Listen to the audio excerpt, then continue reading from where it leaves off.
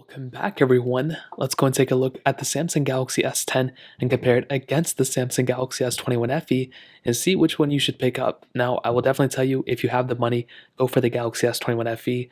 This is going to be the better one in pretty much every single area, but the S10 is still kind of surprising in some places too. And if you want to pick up, these phones and some other ones I'd recommend, links will be down in the description. You can get them from there and help support the channel at the same time. Now, side by side, there definitely is a little bit of a difference. The Galaxy S10 is a smaller phone in pretty much every single area. The S10 has that 6.1-inch dynamic AMOLED display, 1440p panel, but it is a 60Hz panel, not the 120Hz that we have on this one, but it's still a pretty smooth performing phone. I mean, hole punch display, first Samsung Galaxy S series device to have that hole punch display, and it's still a very good looking panel for sure. Very few complaints about it. Curved panel too, which is really beautiful. The S21 FE, on the other hand, has that 6.4-inch dynamic AMOLED display. It's 1080p, so not as high as resolution, but it does have a 120Hz panel, so it's a little bit smoother in some areas. You won't be able to tell over the camera, but in real life there definitely is a little bit of a difference. But I'll still tell you, the S10 still looks pretty good for the most part. Hole punch display in the center too. Now, on top of that, you actually do have a USB Type-C port on both, but you have a headphone jack and micro SD card slot on the S10, so that's a pretty big thing to keep in mind. You do have a little bit more I/O, actually a lot more I/O on the S10 than you have on the S21 FE. A really, really big thing to keep in mind. In terms of thinness and thickness on them, you can see that the Galaxy S10 is a much thinner device. You have pretty much a flat side on the S21 FE, almost flat, where the Galaxy S10 is curved at both sides, so it gives the impression that it's much thinner than it is, and I actually love that. I don't know why Samsung doesn't do that anymore, but that was one of my favorite things about Samsung's. And on the back, we have a glass back on the S10, where we have a plastic back on the Galaxy S21 FE.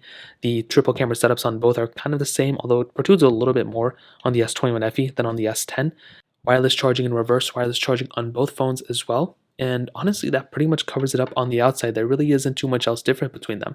If I stack them up on top of each other, you can kind of see that how they both kind of look, all across the board. The S10 pretty much sits inside the frame of the S21 FE. Now, another big thing is longevity. So the Galaxy S21 FE is going to be lasting much longer, at least 2 years longer than the Galaxy S10. So that is a really big thing to keep in mind. If you're planning on picking up a Galaxy S10 right now, this phone is getting One UI 4 very soon, but it's going to be outdated. Because of that, Galaxy S21 FE is probably the better one in that area, just because you are getting those software supports and the software updates for the next couple of years. The S10 did get an extra year of software updates, which was pretty impressive. Unfortunately, it is on its last leg, which is something I hate saying, but it's something that is kind of the case. So if you have a Samsung Galaxy S10, you probably should look into updating sooner than later. You don't have to update today, but it is one of those things to keep in mind, probably in the next coming months and years especially. So in terms of that covers it up there. Now let's go and do a speed comparison between both these phones. Now the Galaxy S10 has that Qualcomm Snapdragon 855 chipset inside of it with 8GB of RAM, where the S21 FE on the other hand has that 888 chipset inside of it with 6GB of RAM on the base model and 8GB of RAM on the top tier model. This model has 6GB of RAM. So let's go and see which one is the faster phone between both of these. Okay, there we go. Let's go and clear all the apps in the background so you can see all of them are cleared out here and all of them are cleared out here. So let's get into it. Let's do phone calls. 3, 2, 1. And there we go. Hopping out of this one. Let's get into messages. 3, 2, 1. I think the S21 FE a little bit faster. Camera. 3, 2, 1. And kind of the same thing. I really can't tell too big of a difference. Let's go and take a photo in night mode. And we weren't on night mode here, which is kind of weird. Hopping out of this one. Let's go and get into Play Store. 3, 2, 1. And the S21 FE was faster, but the Galaxy S10 was kind of just right behind it. Scrolling through here. Let's go and go right here. You can definitely see the S21 FE is smoother, but it looks like the Galaxy S10 is faster. I mean, the S10 is just scrolling through that one really fast.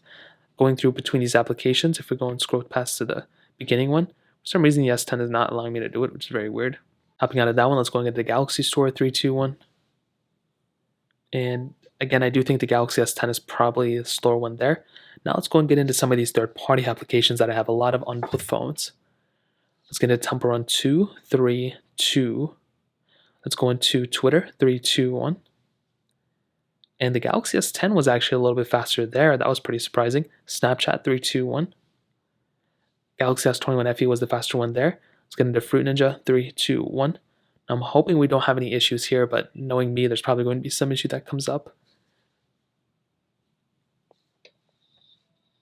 And there is a song in between all of them. So the S21 FE was faster, and the Galaxy S10 a little bit behind.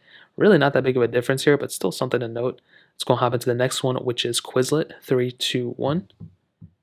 Galaxy S21 FE was faster, although it looked like the S10 was a little bit faster to load it up. Dropbox 3, 2, 1. Almost the same exact thing on both. Hopping out of this one, let's do BOFA. 3, 2, 1. And I do think the Galaxy S21 FE was the faster one there as well. Let's get into Thank You. 3, 2, 1.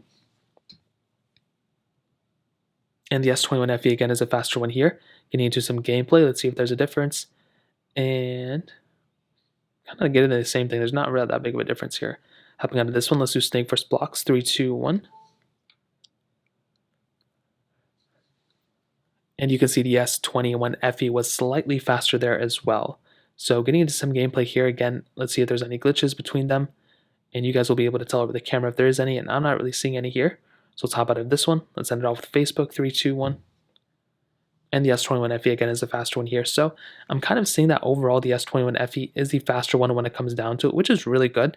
But there were actually some times where the Galaxy S10 was the faster one, which kind of threw me off. I don't understand this. When it comes down to the RAM management, the S21 FE does technically have less RAM than the Galaxy S10, but you can get the same amount of RAM on both if you get those models. Unfortunately, this one has the 6 gigabytes of RAM. This one has 8.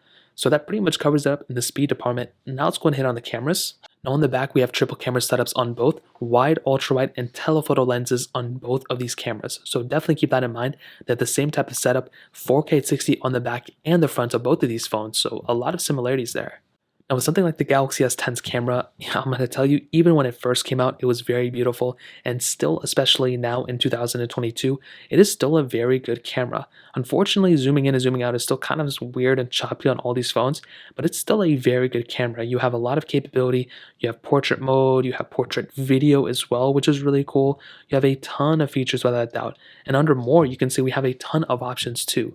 The similarities between this phone and the S21 FE are out. It's just so crazy. There's so much overlap, but this one still has a very good camera, and I am still so happy whenever I get to use this camera because it's still so good. Now with the Samsung Galaxy S21 FE, this is still also a really good camera, and this is probably a better camera overall than the Galaxy S10. I feel like the sensors look overall better. I feel like the quality is much more sharper and just much more vibrant too, which is really cool.